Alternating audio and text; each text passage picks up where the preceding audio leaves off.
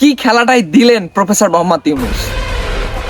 Sir যখন entry নেবে সমস্ত ছাত্র তখন দাঁড়ায় যাবে, কারণ প্রফেসর মোহাম্মদ ইউনূসের ছাত্র হচ্ছেন গিয়ে সারা পৃথিবীতে যত প্রাইম মিনিস্টার আছেন, প্রেসিডেন্ট আছেন, তারাই তার স্টুডেন্ট, বন্ধু, ছাত্র, যেটাই বলেন সেটা। এখন তারে সম্মান করতে হবে, বাধ্য আপনি সম্মান করতে।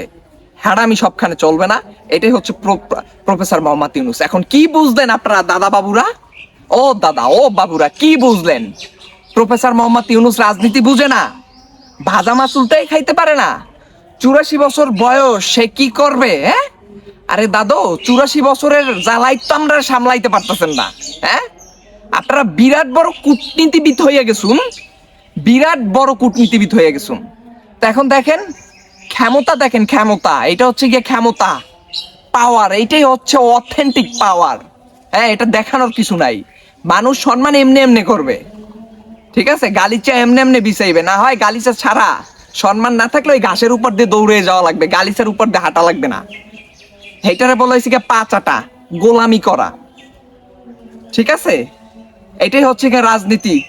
এবং রাজনীতির প্রজ্ঞা ইউনূসের ভিতরে যথেষ্ট পরিমাণ আছে, আপনারা তারা বুঝতে পারেন নাই। আর বাংলাদেশের যেসব দালাল আছেন ওই দাদা বাবুদের পা চাটেন। হ্যাঁ, ইউনূস কি রাজনীতি বোঝে? ঠিক আছে, ইউনূস কি রাজনীতি বোঝে?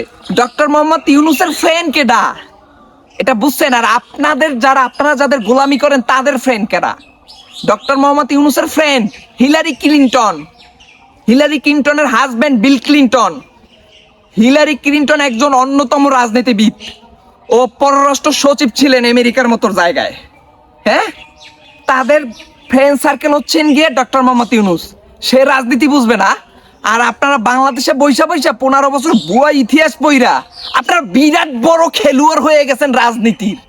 হ্যাঁ, একটা জিনিস শিখছেন, উন্নয়নের নাম দিয়া চুরি কেমনে করা যায় সেই জিনিসটা ঠিকঠাক ভাবে শিখতে আপনারা পারছেন, এছাড়া আর কিচ্ছু পারেন নাই। আর অন্য মানুষটি কিভাবে অপমান অপদস্থ করা যায়, একজন সম্মানিত মানুষটি কিভাবে অপমান অপদস্থ করা যায়, সেও নোবেল পাইছে, আমারও নোবেল পাইতে হবে। আমি এখন রোহিঙ্গা বাংলাদেশে ঢুকাবো, তো রোহিঙ্গা ঢুকাইয়া গেছেন আপনাদের প্রজ্ঞাবান রাজনীতিবিদ নেত্রী, তো রোহিঙ্গা এখন বের করলো না? বের তো করবে এখন ডক্টর মোহাম্মদ ইউনূসই। হ্যাঁ, 1,80,000 রোহিঙ্গা আবার আরাকানে ফিরে যাবে, অলরেডি কথাবার্তা পাকাপাকি, ঠিক আছে? এটাই হচ্ছে ইউনূস। কূটনীতি, কূটনীতি স্বৈরাচারী করতে করতে খুব বড় কূটনীতি হয়ে গেছেন। হ্যাঁ, পারছেন, দেশের মানুষের গলা চাইপা দামায় রাখতে পারছেন, আপনারা আর কিছু পারেন নাই। আর 15 বছর খালি ভুয়া সুয়া মানুষে বুঝাইছেন আর লেবুর বাম্পার ফলন বুঝাইছেন, এছাড়া আর কিচ্ছু পারেন নাই।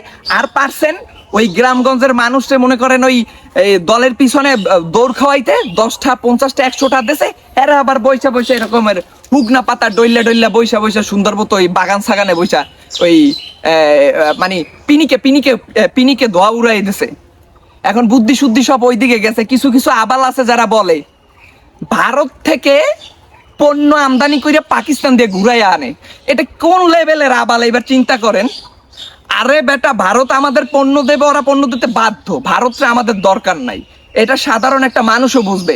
ধরেন আপনি ব্যবসায়ী, আমি আপনার কাস্টমার, আপনার দোকানে মানুষ খায় 2,000 টাকার মাল খায়, 5,000 টাকার মাল খায়, 6,000 টাকার মাল খায়, আমি খাই 10,000 টাকার মাল। এখন আমাকে অন্য একজন নিয়ে গেছে, এখন লসটা কার হবে? আপনার না আমার? আপনার হবে। আমি আমি আমি পণ্য আমদানি করতে পারবো, কিন্তু আপনার কাছ থেকে বিরাট বড় রপ্তানি করার একটা জায়গা বন্ধ হয়ে গেছে, এটা সাধারণ মানুষ বোঝে।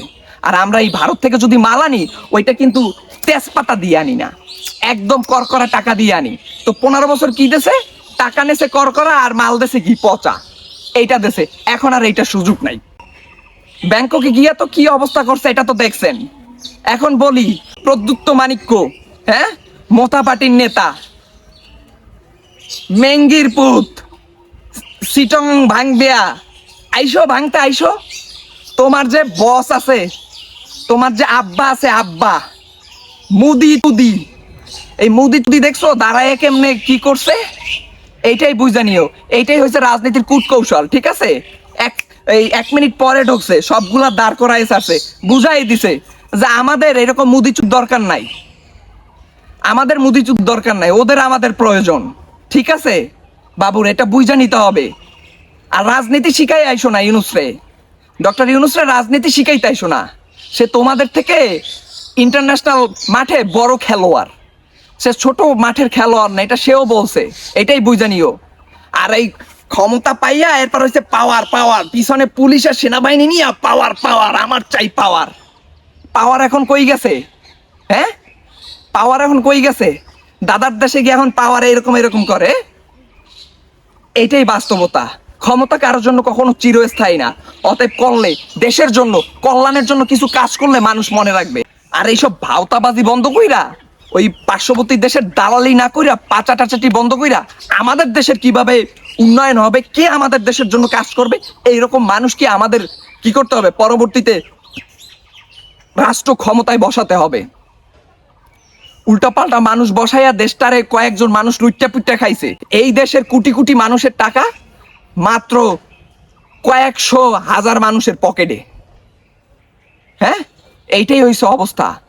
সবাইকে এক কাতারে নামাই আনতে হবে, সবাই সমান থাকবে, লেভেলে থাকবে, উঁচু নিচু কোনো ভেদাভেদ থাকবে না। এই রকম রাজনীতিবিদ আমরা চাই যারা উঁচু নিচুর কোনো ভেদাভেদ রাখবে না। হ্যাঁ, কিহু ফুটপথে ঘুমাবে আর কিহু মনে করেন ওই প্রাসাদে ঘুমাবে। হ্যাঁ, কোরমা পোলাও বিরিয়ানি খাবে। একদিকে মানুষ সারখার হয়ে যাবে, আর একদিকে মনে করেন ওই মহলের ভিতরে ওই কোরমা পোলাও বিরিয়ানি রোস্টটাকে এবার পালাই যাবে। এইটা হবে না। সবাইকে একই খাবার খাইতে হবে। যে রাজ্যের রাজা, তারও যেই খাবার খাইতে হবে, প্রজারও সেই খাবার থাকতে হবে। এইরকম রাজা আমরা চাই। এইটাই হচ্ছে আমাদের শেষ কথা। আর দাদা বাবু, আপনাদের ভয় পাওয়ার এখন কিছু নাই। নেতা যদি নেতার মতো থাকে, আপনাদের মতো ওই দাদা বাবুর ওই দুই চারটা ওই কি ওই ঝিঙ্গা পটলে আমরা ভয় পাবো না ইনশাআল্লাহ। এটা আপনারা মাথায় রাখেন। আর প্রদ্যুৎ মানিক্য, মুদির দালাল, মুদির গোলাম, তুমি আইসো, চট্টগ্রাম তোমারে দিব।